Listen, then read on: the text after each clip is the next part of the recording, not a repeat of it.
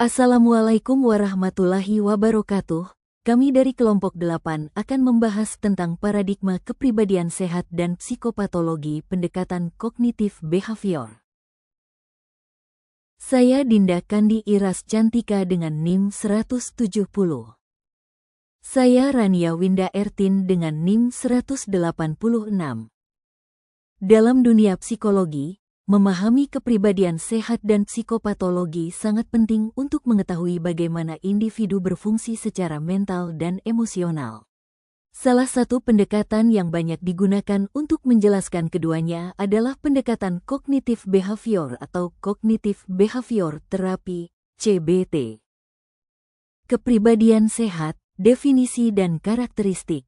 Kepribadian sehat mengacu pada kondisi di mana seseorang mampu berpikir secara rasional, mengelola emosi dengan baik, serta berperilaku secara adaptif dalam berbagai situasi kehidupan.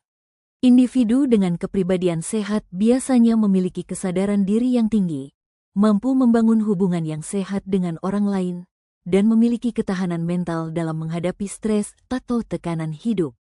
Dalam perspektif kognitif behavioral, kepribadian sehat tercermin dari pola pikir yang logis dan realistis, kemampuan untuk mengatur emosi secara efektif, serta perilaku yang sejalan dengan tujuan hidup yang positif.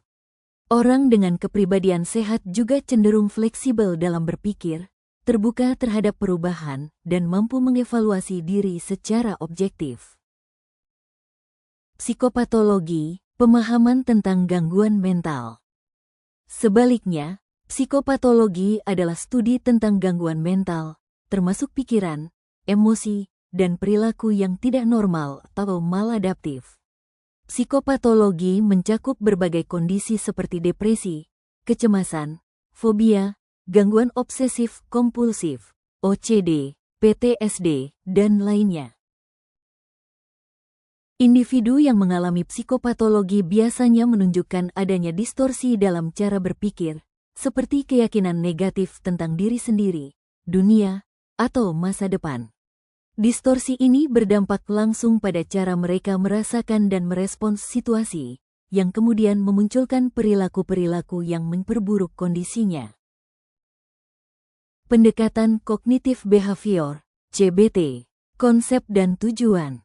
Kognitif behavior terapi adalah pendekatan psikologis yang menggabungkan dua aspek utama, pikiran, cognition, dan perilaku, behavior.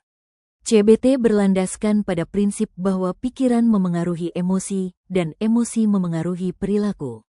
Artinya, jika seseorang memiliki pikiran yang negatif atau tidak rasional, maka perasaannya juga akan terganggu, dan perilakunya pun cenderung menjadi tidak produktif atau bahkan merugikan.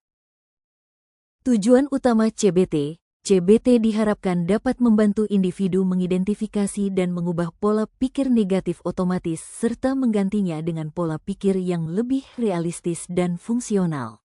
Dengan begitu, perubahan dalam pikiran akan membawa perubahan pada emosi dan perilaku.